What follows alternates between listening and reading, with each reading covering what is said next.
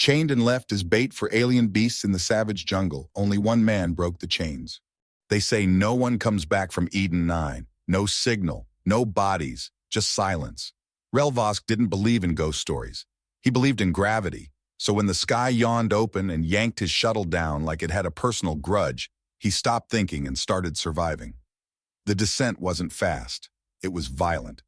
The kind of fall that made you feel every micro-fracture in your ribs as the ship tore through layers of atmosphere, heat plating screaming, hull panels warping like wet paper. Instruments blinked in and out, emergency systems hiccuped. A surge hit the nav core, frying the last functioning controls. And then came the forest, or rather, the impact. The ship didn't crash, it burrowed. Trees taller than any earthborn species snapped like toothpicks as metal ripped through them. Vines, thick as cables, tangled around the nose cone. Sparks sprayed across the console as the entire left side of the ship sheared away. The screech of metal grinding against roots was deafening.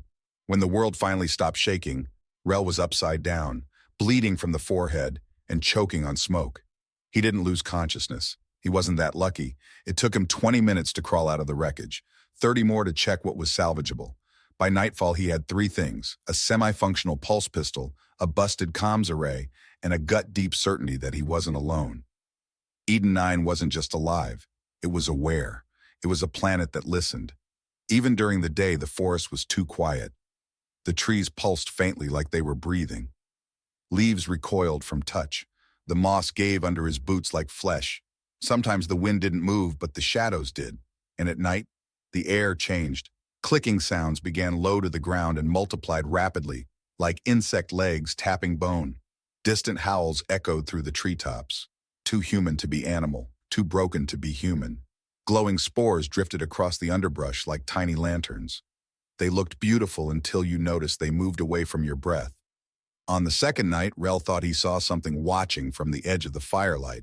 A shape, just barely humanoid. Too still to be an animal, too tall to be a man. When he blinked, it was gone. If this place didn't kill him, whatever else lived here would. By the third morning, his ribs ached with every breath and his knuckles were raw from smashing salvage open with a pry bar. Still, he managed to power up a stripped-down signal beacon using solar panels, heat sink cables, and sheer profanity. The signal was weak but steady. It was hope. Half dead and wheezing, but alive. He was halfway through adjusting the emitter frequency when he heard it, a sound that didn't belong. It wasn't one of the forest's unsettling familiar noises. Not the whisper-slick movement of vines or the groaning of trees. No clicks or shrieks. This was dragging. Metal on dirt. Slow. In pain. Rel stood still, spine tense, pistol in hand. Every instinct screamed to hide, but curiosity dragged him forward. He moved through the underbrush silently, ducking low, eyes scanning. Then he saw her. She wasn't supposed to be there. She couldn't be. A woman. Slumped, half crawling from between 2 black-rooted trees. Her body was filthy, skin smeared with dried blood and soot. Her hair fell over her face in a matted curtain of tangled black waves. Her arm was stretched unnaturally behind her, dragging something heavy, something glinting in the half-light, a chain. The cuff around her wrist was alien in make, smooth, organic metal that throbbed faintly with power, even though it looked long dead. It had cut deep into her skin, rubbing raw. Her gait was staggered, like her legs couldn't remember how to hold her weight. Her skin was a dusky, luminous blue, dulled with grime, but unmistakably alien. She collapsed at the edge of the clearing. Rel hesitated. Every story he'd heard about Eden 9 screamed trap, military tests, bioweapons, bait. But this wasn't a trap. This was a person. He stepped into the clearing, lowering his weapon. "Hey," he said, voice cautious but calm. "I'm not with them." The woman stirred, barely. Her eyes cracked open, glowing silver, too large for her face.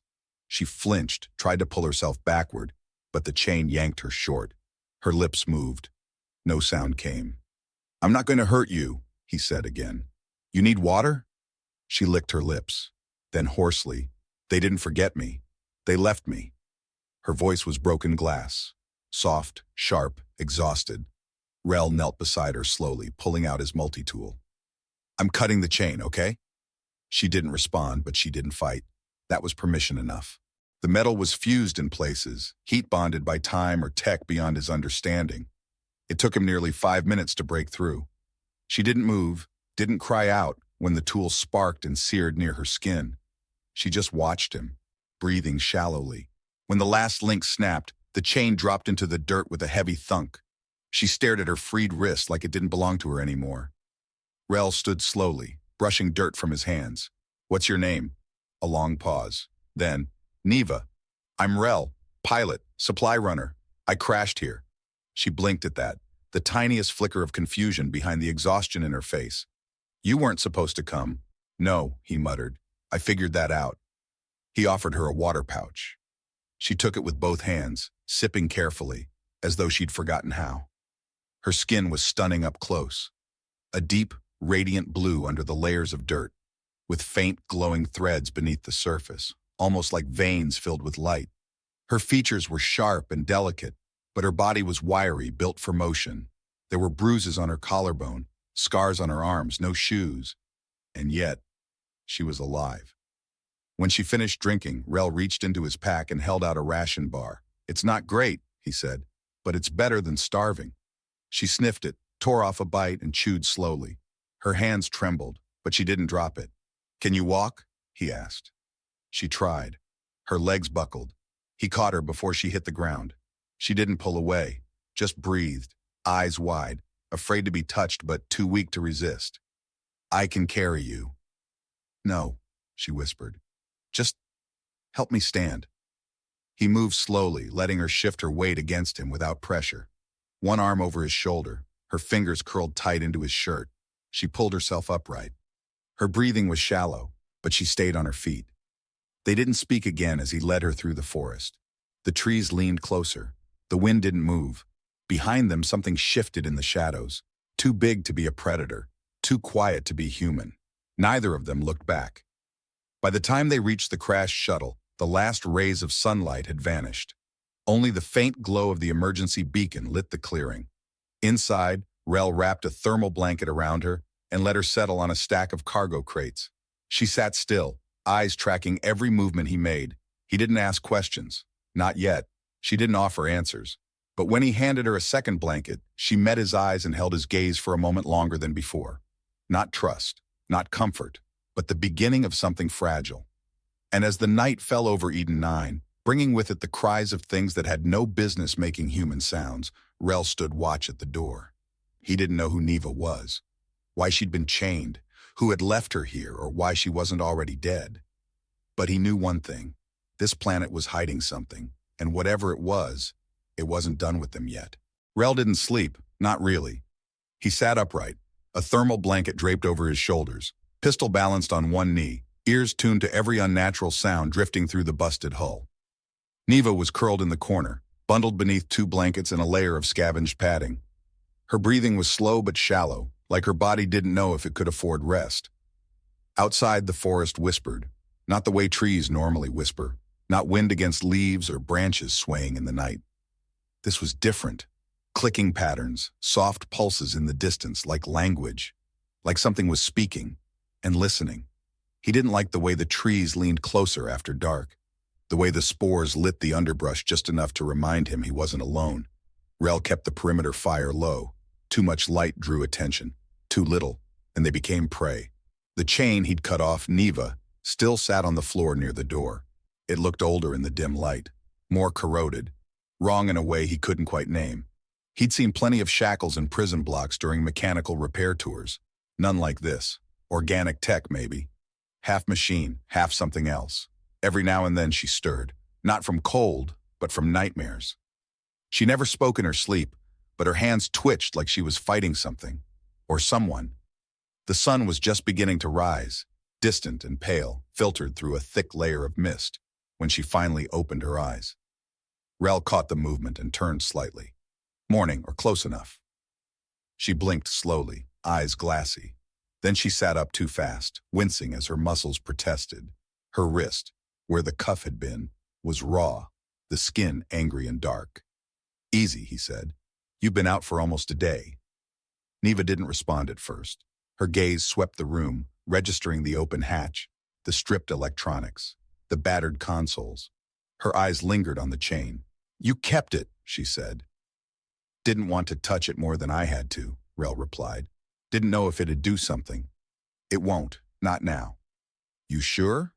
No, she admitted, rubbing her temples, but it doesn't matter. It's done. He handed her a canteen and a ration bar, watching her carefully. She accepted them but didn't eat immediately, just stared down at the floor like she was gathering pieces of herself. You said they left you, Rel said quietly. Who's they? She looked up sharply. For a second he thought she wouldn't answer. Then finally, the ones who built this place.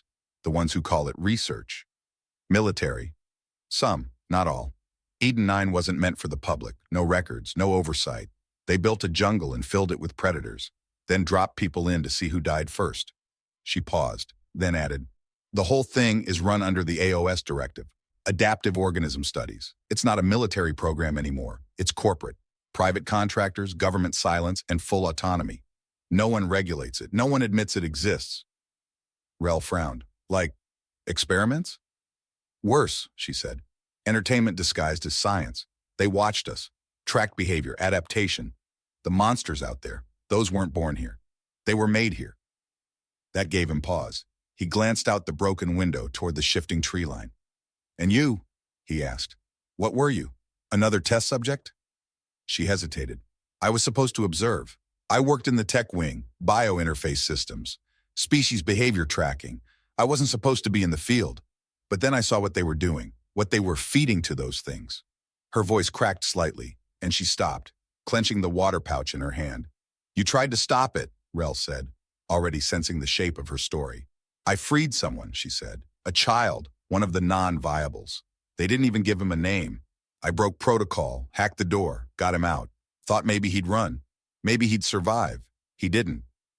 Rel stayed quiet. The next day I woke up chained in the forest. Just like the ones I used to monitor. No trial, no explanation. Just silence and a chain. Now it was Rel's turn to process. He wasn't sure what he'd expected. Maybe a convict, a rebel, maybe even a spy. Not someone like her. Not a scientist with a conscience. He rubbed the back of his neck. And they just left you there? She nodded. You're supposed to last 2 days. Long enough to gather behavioral data. Most don't make it past 1. How long have you been out here? Her eyes met his. I stopped counting after 8. Rel let out a low breath. Damn. Neva finished her water and set the pouch down. Her hand still trembled. Malnourishment maybe. Shock. Or the weight of finally speaking after weeks or months of silence. You saved me, she said softly, like it still didn't make sense to her. I crashed, he said. You saved me from walking straight into that forest blind. A faint smile touched the corner of her mouth. It didn't last long. You shouldn't have come. Trust me, Rel said. I didn't exactly choose this. Something outside snapped, a sharp crack like a branch being broken by force. They both went still. Rel raised the pistol, stepping quietly toward the open hatch. The forest was dim, dense. Nothing moved. Is that one of them? He whispered. Neva didn't answer. She stood slowly, balancing herself against the wall, then stepped toward the chain lying on the floor. She crouched and picked it up. Rel turned, eyebrows raised. What are you? She held up the cuff, fingers running over its inner surface. It's not just metal. It's a transmitter. They tracked through it. I thought it was dead. It is now. You severed the line. But if any of them are still pinging old data, this might tell them where we were. So we move? We hide. She stepped toward the exit, weak but walking. The light hit her more fully now, revealing just how striking she was beneath the dirt and pain. Her blue skin shimmered faintly in the dawn haze, and her long black hair, tangled as it was, moved like smoke behind her. She wasn't just a survivor. She was a warning. Rel grabbed the bag and followed her. Where do we go? There's an old observation post, not far. If it's not burned out, it might still have clean power. Better shelter than this. He nodded, falling in step beside her as they slipped into the trees. Every step away from the shuttle felt like walking deeper into the mouth of something waiting to close. Behind them, something watched. Neither of them looked back. They both already knew. Eden 9 never let go of its prey easily, and now it had 2 new ones to track. The path to the old observation post wasn't a path at all. There were no trails on Eden 9, not anymore. Whatever clearings once existed had long since been swallowed by the forest. Vines hung low like nooses. Roots pulsed faintly underfoot, and trees twisted upward in impossible angles, their bark slick with moisture that smelled faintly metallic. Everything seemed alive, and none of it welcomed visitors.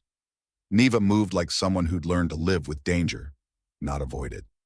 She kept her head low, eyes scanning the shadows. Her steps were deliberate, weight evenly spread to avoid noise. Even in her weakened state, there was something precise about the way she moved. She didn't act like prey. She moved like she was still part of the ecosystem, even if it had turned on her. Rel followed close behind, trying to mimic her pace, though every snapped twig or rustled leaf made him flinch. It was like walking through a graveyard that hadn't decided if it wanted you buried yet.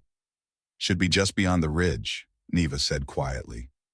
"You sure?" Rel asked, adjusting the bag on his shoulder. "I'm sure. How do you know this place still exists?" "Because it's where I was trained. And because if it didn't exist," she said, glancing back at him, "we'd already be dead." It was hard to argue with that logic. By midday, they reached a steep incline carved with jagged stone ridges and vine-covered outcrops. Neva paused, placing one hand on a moss-slick boulder. Her breathing had turned ragged. "You okay?" Rel asked, stepping beside her. "I just need a minute." He nodded. They sat beneath the shade of a leaning tree that curved like a crooked finger. Rel handed her water, which she took without speaking. For a while, they sat in silence. Rel watched the light flicker between the leaves and thought about how quiet her footsteps were. He thought about the raw bruises on her wrists, the scar across her collarbone, half hidden by her torn tunic. Every mark told a story, and she hadn't shared most of them. "You said they were building things here," he said eventually.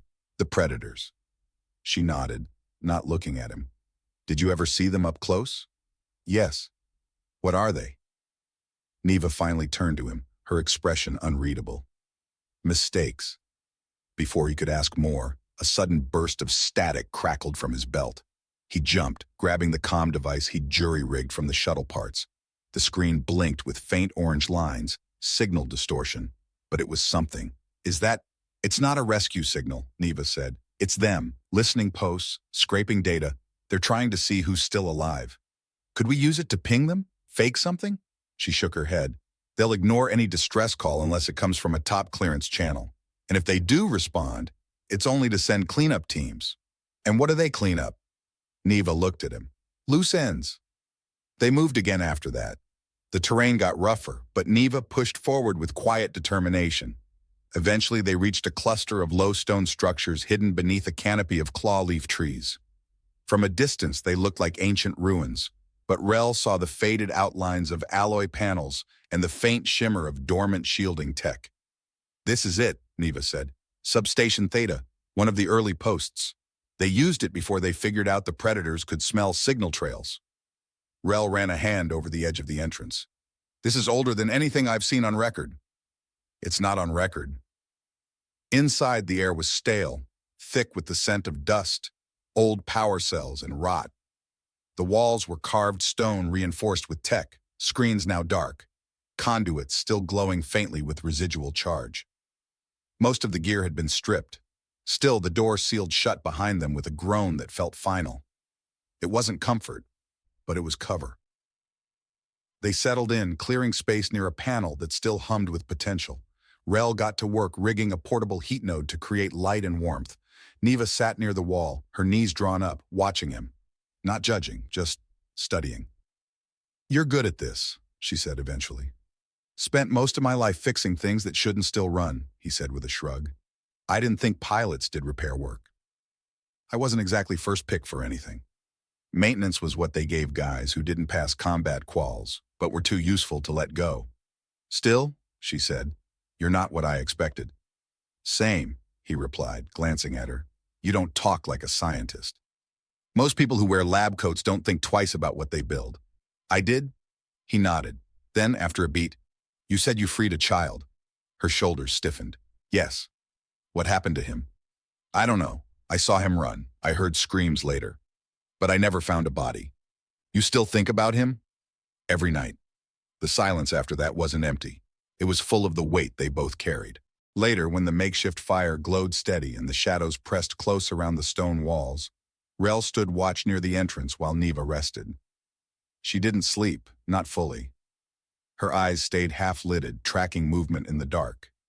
It wasn't until hours later, when the jungle noises had faded to a low, throbbing hum, that she spoke again. They trained us to see the world in equations, everything broken down into data, reactions, outcomes. But this place doesn't care about numbers. Rel leaned against the frame. What does it care about? Fear. He looked at her. Eden 9 isn't just a testing site, it's a pressure chamber. They wanted to see what happens when you strip away control, logic, identity, how long it takes for people to become something else, something less. And what did you become? Neva didn't answer. Instead, she slowly extended her hand, palm open, fingers relaxed. Not an invitation, not a demand, just offered. Rel didn't move right away. Then he stepped forward, knelt and placed his hand in hers. Her skin was cool, soft but calloused at the fingertips. He felt her pulse, steady but guarded. She looked at him. "I'm not what they made me," she said. "Not anymore." And for the first time since he'd crashed here, Rel believed maybe he wasn't just trying to survive. Maybe they were both trying to become. Whatever waited outside, whatever watched them from the treetops and whispered in broken language, could come. They weren't alone anymore. The rain came without warning. It wasn't the slow buildup of a storm or the distant rumble of thunder. It simply started, as if someone had flipped a switch in the sky.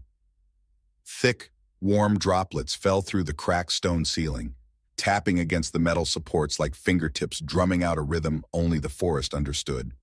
Inside the old outpost, Rel adjusted a canvas tarp over the power node to keep it dry. The firelight flickered across the damp walls, casting long shadows that danced like ghosts. He glanced toward Neva, who sat cross-legged beside one of the dormant interface panels, her arms wrapped around her knees, face turned toward the leaking roof. She didn't seem to mind the rain. He watched her quietly, wondering again who she'd been before this place. Not just the job title or her role in the facility, but who she was when she still had a life that wasn't defined by survival. The way she held herself, alert but controlled, told him she hadn't let the wildness claim her. Not yet. "How's the leg?" he asked, his voice low, not wanting to break the stillness more than he had to. "Better," she said without looking over. "Still stiff." "You're walking better." "I had to." He gave a small smile. "You ever not push through?" Her lips twitched like she almost smiled back. "No." For a while, the only sound was rain and the hum of the energy node. Then she spoke again. "I used to think logic was enough, that if you studied something long enough, broke it down into variables, you could control the outcome. And now? Now I know chaos doesn't care about your equations." Rel let the silence settle for a moment before saying, "You didn't deserve what they did." Neva turned her head, her eyes meeting his. "None of us did. That child didn't. The others they dropped here didn't. You tried to stop it. And it still happened." He moved across the room and sat beside her. Not too close, but not distant either. "That's not on you." She looked away. "If I hadn't opened that door, maybe they wouldn't have punished me so harshly. Maybe I could have done more from the inside." Rel shook his head. "You made a choice when it mattered. That counts for something. Not if it didn't save anyone. It saved you." She hesitated, eyes narrowing slightly. "Why does that matter to you?" He paused, searching for the right words. "Because I've been around enough people who never stood for anything. People who look away when something ugly happens. You didn't, even when it cost you everything." For the first time since they met, her expression softened completely, just for a moment. A flicker of vulnerability crossed her face before it vanished again, buried under years of survival instinct. "Where did you come from?" she asked. He chuckled. "You mean before I got dragged out of the sky by a homicidal planet?" She raised an eyebrow, just a hint of dry amusement in her gaze. "Yes. Colony maintenance crews mostly. Grew up in the outer belts. Not glamorous. Mostly junk work. Fuel lines, coolant leaks, busted comm towers no one remembered existed. Not military?" "Nope. Failed the psych eval." She looked intrigued. "Why?" He shrugged. Didn't smile enough, apparently. Didn't show leadership traits. Whatever that means. "They said I was better with machines than people." She studied him for a long moment. "They weren't wrong." That actually made him laugh. "Yeah, well, machines don't flinch when you tell them the truth. And people do? Sometimes." She leaned her head back against the wall, letting the rain's rhythm fill the silence again. Rel leaned back too, their shoulders almost touching. Almost. "Why did you really help me?" she asked suddenly, voice quiet. He looked over. "I told you, I couldn't just leave you there." "That's not an answer," he exhaled slowly. "Because when I saw you chained like that, something snapped. It wasn't pity, it was rage, like if I walked away, I'd never be able to look in a mirror again. And not because of you, because of me." Neva didn't respond right away. Then gently she said, "I expected you to hurt me." He turned toward her, but she kept her eyes on the ceiling. "After the chain came off," she continued, "I thought you'd claim something. Everyone here took what they could, food, safety, control. I thought you'd see me as another thing to own." Rel's voice was low but steady. "I'm not that kind of man." "I know that now," she said, finally meeting his gaze again. "But it scared me how long it took to believe it." A beat passed between them, then another, and then something changed. Not with words, but in the space between them. She shifted slightly, just enough for her arm to rest against his. He didn't move, didn't lean in or pull away, just let the contact happen, simple, quiet, unforced. They stayed that way as the rain fell harder, drumming like distant footsteps against the roof. The air grew cooler and the fire burned low, but neither of them moved toward it. Her head eventually found his shoulder, not from weakness, but something else, something quieter, a kind of tentative peace. He said nothing, only adjusted slightly so she could rest more easily. The moment wasn't passion, it wasn't desire, it was something rarer, trust, unspoken and fragile. A thread beginning to weave between them, not in firelight or adrenaline, but in the slow, still moments when no one was watching. Outside, something howled in the distance, long, low, guttural. The predators were still out there, the night still hunted. But inside the stone walls they had found something that Eden 9 couldn't measure, couldn't control, a connection. And that was enough, for now. The sound that woke them wasn't thunder, it was too sharp, too close. Rel bolted upright, pistol already in hand, his heart thudding hard in his chest. Across the room, Neva was already on her feet, silent and alert, her posture tense like a drawn bowstring. The fire had burned down to embers, casting a faint orange glow across the stone floor, but it wasn't enough to push back the shadows beyond the open wall panels. There it was again, a snap, bone-like, deliberate, just outside. "Movement," Neva whispered. "Multiple sets. Close." "Predators?" Rel asked, even though he already knew the answer. She gave a single nod. "They followed the chain, or us, maybe both." Rel shifted to the console, fingers flying over the interface as he tried to reroute auxiliary power to the door seals. A static burst flared, then faded. The panel was half-functional at best. Nothing here was built to last this long without maintenance. "They're circling," Neva said. "They don't rush. They study first." He looked up at her. "So what do we do?" "We prepare to be studied back." They moved fast, quietly, like two people who'd done this before, even if never together. Rel stacked broken equipment crates near the entrance to funnel any entry points. Neva pulled wiring from the wall, fashioning a crude trip line rigged with a spark unit that could blind, if only for a moment. "What are we facing?" he asked, voice low as he knelt to attach the final charge. She crouched beside him, eyes scanning the dark.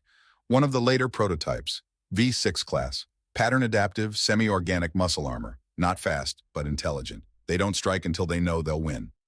Any weaknesses? They test for them, but they hate fire and loud sounds." Rel almost smiled. "Guess it's a good thing I have a knack for making noise." He handed her a flare cartridge.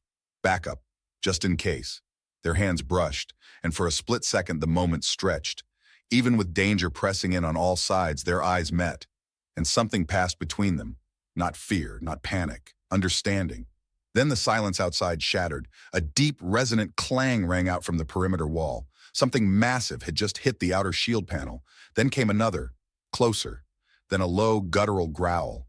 It sounded like breathing made of gravel and heat. They stepped back, weapons ready. The firelight flickered harder now, reacting to motion. The node in the corner stuttered, like it could feel the tension in the air. A hiss slithered through the broken ventilation shaft. "They're not coming through the front," Rel said. Neva didn't speak. She grabbed the spark charge, moved silently toward the rear corridor, where darkness stretched unbroken past the wall. She was halfway to the shaft when it burst open. The thing wasn't a beast. It was worse. It moved like something that had once been human, but had outgrown the shape. Its joints clicked unnaturally, limbs twisted in too many directions. Patches of iridescent carapace pulsed along its shoulders, and its eyes, multiple scattered across the face, glowed like dying embers. It screamed, not in pain, in announcement. Neva flung the charge. Light and heat exploded in the hallway, filling the chamber with blinding white and a stench like scorched plastic. The creature reeled but didn't fall. Instead, it lunged forward, straight for her. Rel didn't think. He moved. He slammed his shoulder into the thing's flank, forcing it sideways into the stone. Its claws raked across his arm, ripping cloth and skin. He grunted, shoved harder. Neva was already recovering, pulling the flare from her belt and jamming it into the base of the creature's spine. She twisted hard. With a burst of color and heat, the flare ignited. The thing shrieked, flailing backward, crashing into the far wall as fire licked up its back. Rel grabbed Neva's arm and pulled her behind cover. "That can't be the only one." "It's not," she said, wiping blood from her forehead.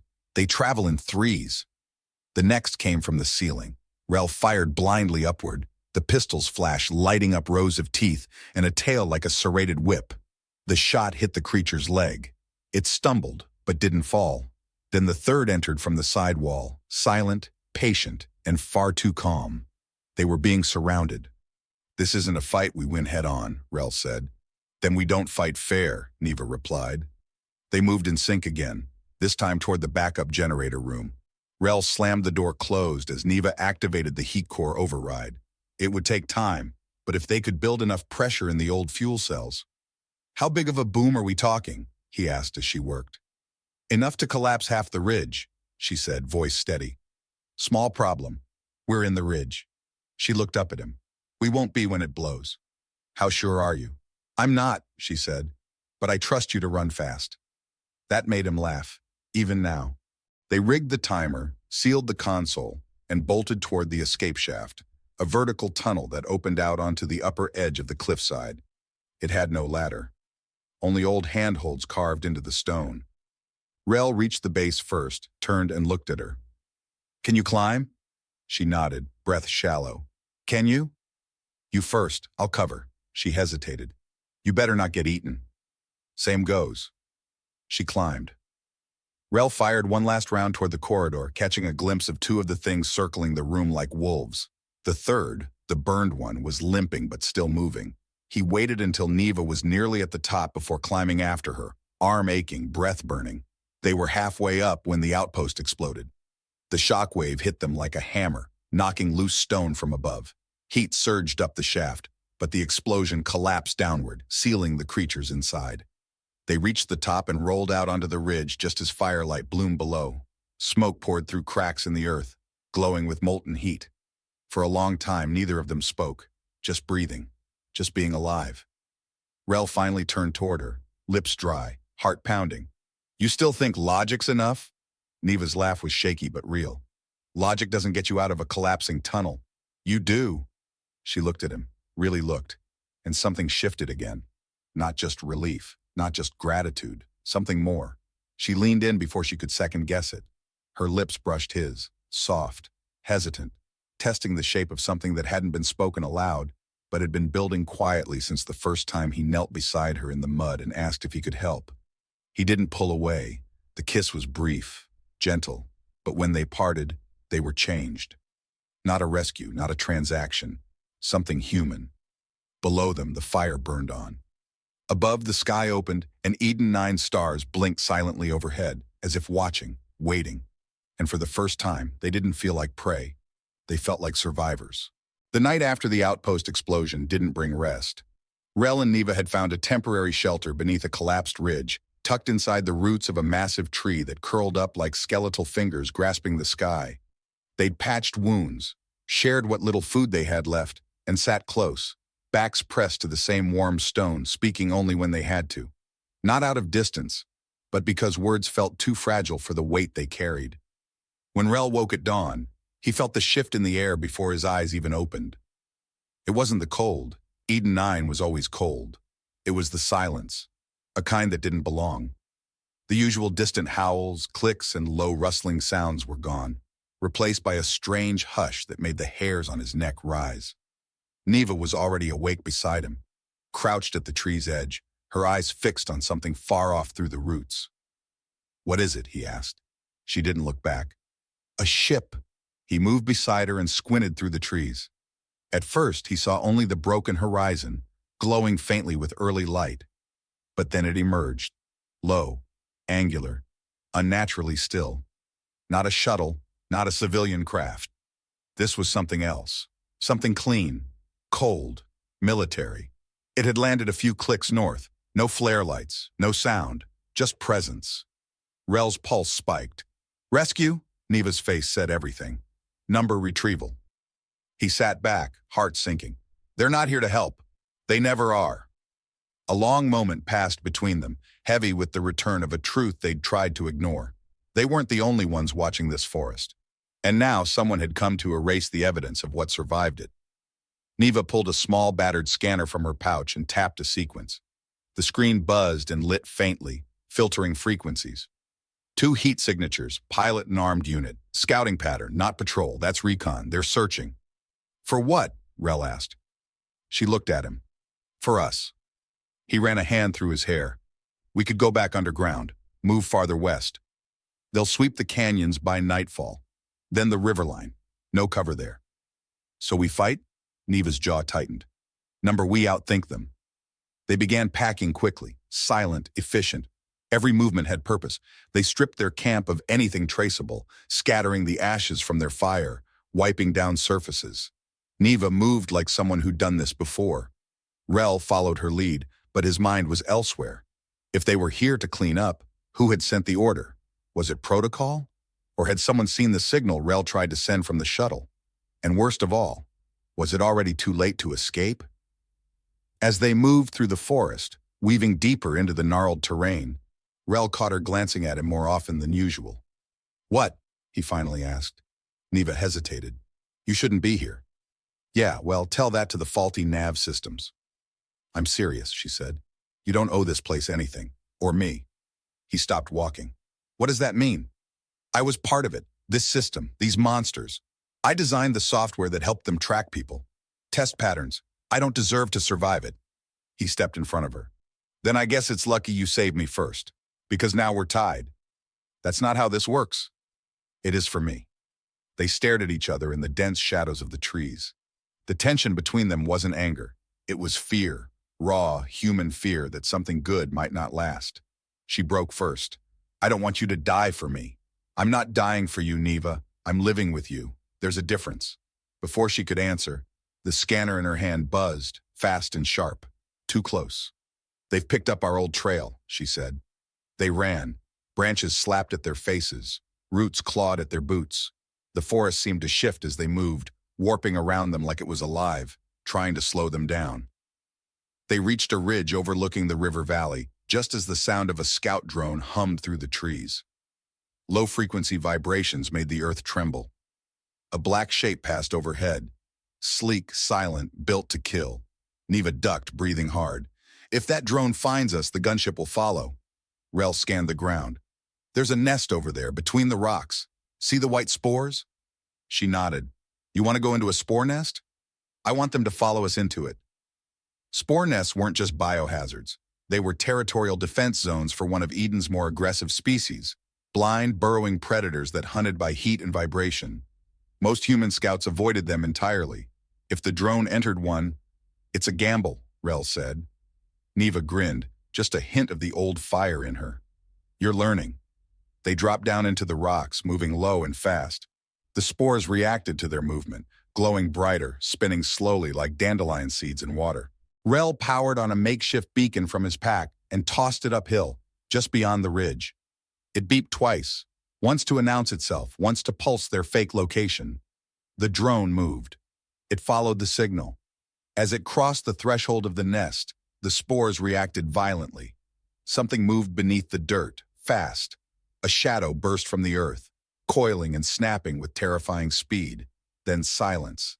Then static. The drone's feed went dark. "Time to go," Neva whispered.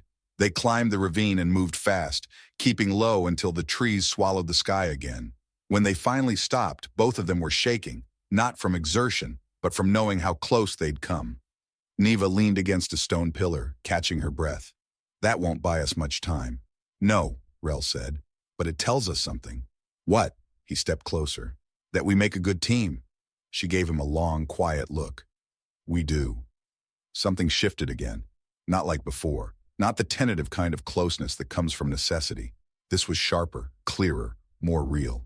She reached up, fingers brushing his temple where a fresh bruise had formed. You need to stop taking hits for me. Can't help it, he murmured. It's the one thing I'm good at. She smiled and then, without another word, pulled him into a kiss. This time it wasn't cautious. It wasn't hesitant. It was fierce. Honest. The kind of kiss born from chaos, of two people clinging to something real in a place built to erase meaning. And in that moment, the world didn't feel like it was ending. It felt like it was beginning. Later, as the light faded and they lay side by side beneath the twisting canopy of Eden 9, Rel whispered, "Do you think we'll make it?" Neva answered without hesitation. "We already are." The sky was wrong. Rel stood beneath it, blinking against the light. For the first time in days, or maybe weeks, the haze above Eden 9 had begun to clear. The thick veil of spores and electromagnetic interference was thinning, revealing a soft blue horizon, streaked with faint gold. It looked unnatural, unfamiliar, beautiful. Neva was the first to speak. "That's not supposed to happen." Rel turned to her, still gripping the old rifle he'd scavenged from a dead drone scout. "The sky?" She nodded. "The only time they let the atmospheric filters lift is when there's no one left alive to see it." Rel frowned. "But we're still here." Neva gave a quiet smile, dry and tired. Exactly. They were standing at the edge of the last plateau, just above the old communications array, one of the earliest structures built when Eden 9 had first been terraformed. It was half buried now, consumed by vines and rust, but the tower still stood tall, barely humming with residual power.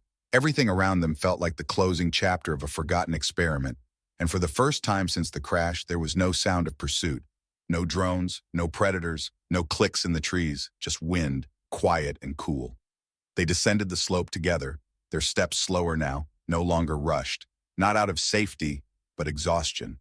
They had been hunted, burned, cut, and starved, but still, somehow, they had survived. Rel reached the comm station's control panel first, brushing dirt off the cracked display. "I might be able to patch this into a long-range signal if the solar cells still have juice." Neva crouched beside him. "This is old tech. You'll have to bypass at least 3 levels of outdated encryption." He glanced at her with a smirk. "And you're going to stand there and tell me you don't know the override codes?"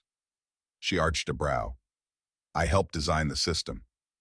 "Exactly," he said, and started pulling wires. Minutes passed. The sun climbed higher. The world around them stayed still. No alarms, no gunships, nothing but a faint flicker from the panel and the rhythmic click of Rel's multi-tool. Neva sat back against a section of fractured wall, watching him. In the shifting sunlight, her features softened, the blue of her skin catching the gold light, her long black hair tangled but free. The rawness in her expression wasn't just fatigue. It was something deeper. "I never thought I'd get this far," she said quietly. Rel didn't look up from the panel. Far enough to see the sky? Far enough to feel human again. That made him pause. He set the tool down and looked at her. "Was there a moment when you stopped believing you were?" She met his gaze.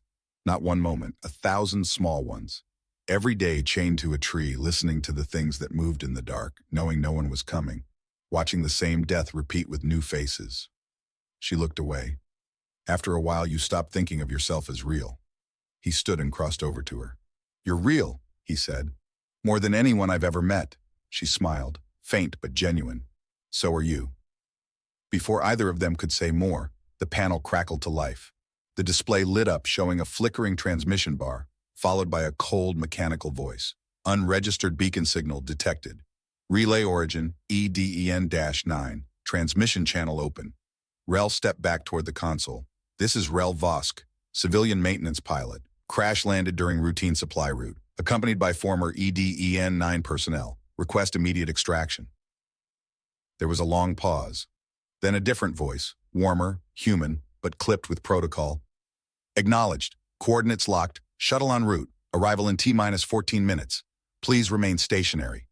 Rel turned to Neva. She was frozen, staring at the display like it might vanish.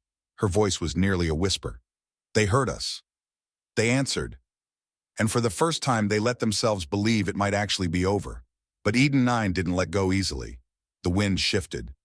A low vibration pulsed through the stone under their feet. Not mechanical, not artificial, alive. From the tree line to their left, something stepped out.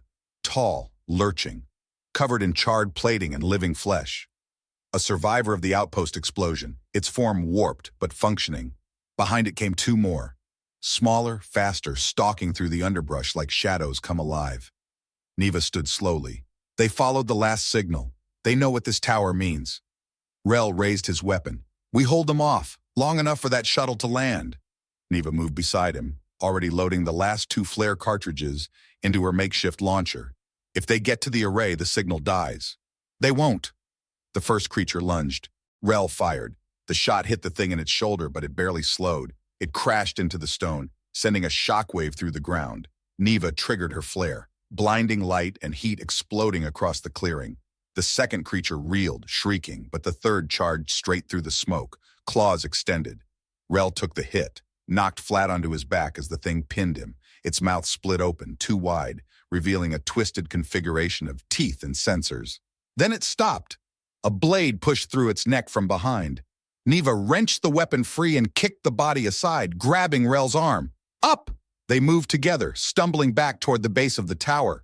The largest predator, the one half-burned and seething, advanced steadily. I can slow it, Rel said. Buy you time to run. No, Neva snapped. You stay with me. Neva, I chose to stay alive for you.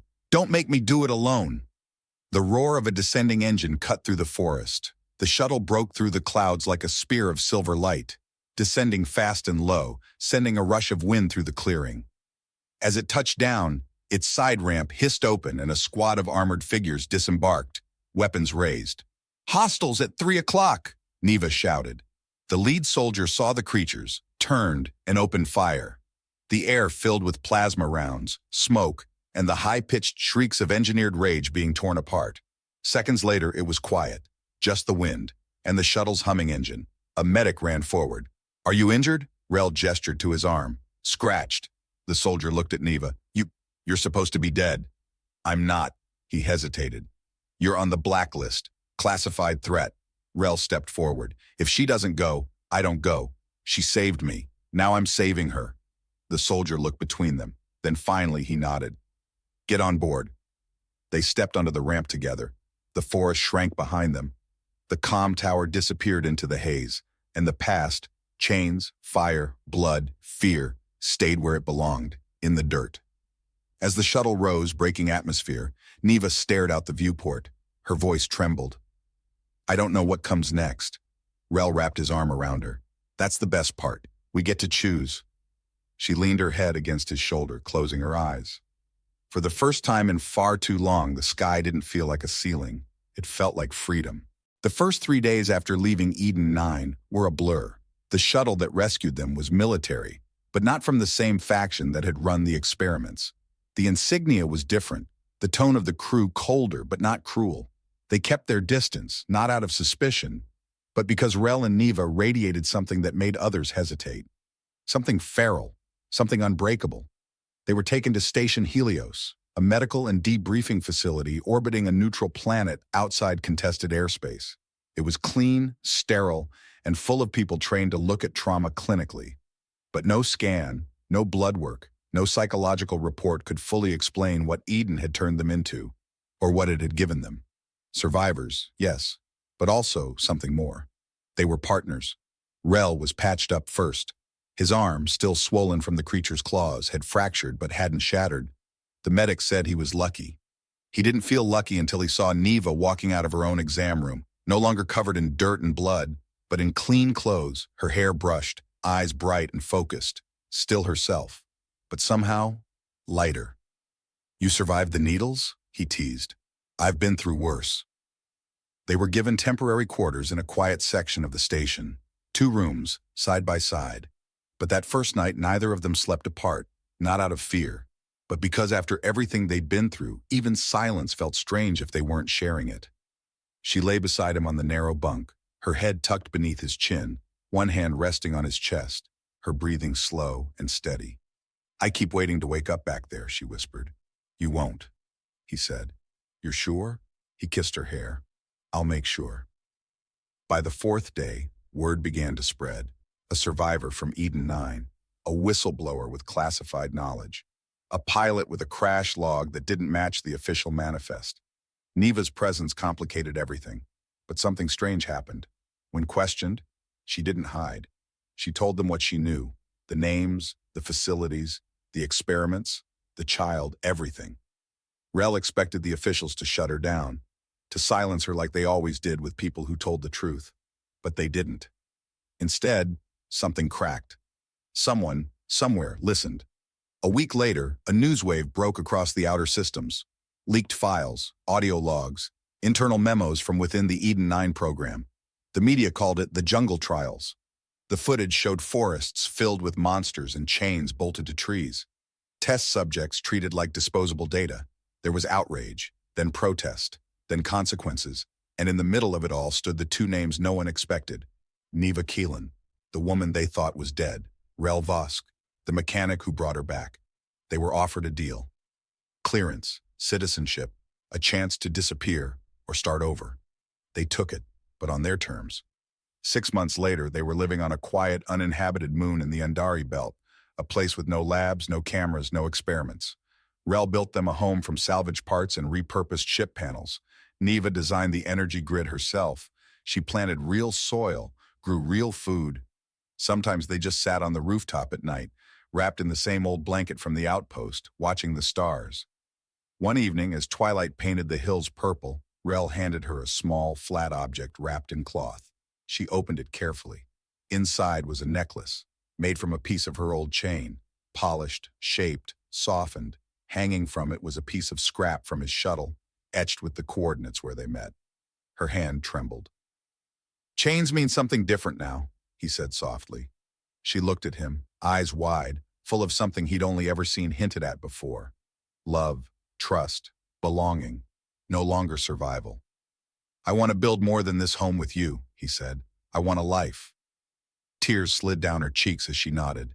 "You already gave me one." She kissed him like she was breathing for the first time. Eden 9 was shut down. The forest was reclaimed by silence. The monsters faded. The screams stopped. But Rel and Neva would never forget. They didn't need to. Because in the heart of that nightmare, they had found something the system never planned for: hope. And in a world that had tried to destroy them, they had done the most radical thing possible. They lived, together, free,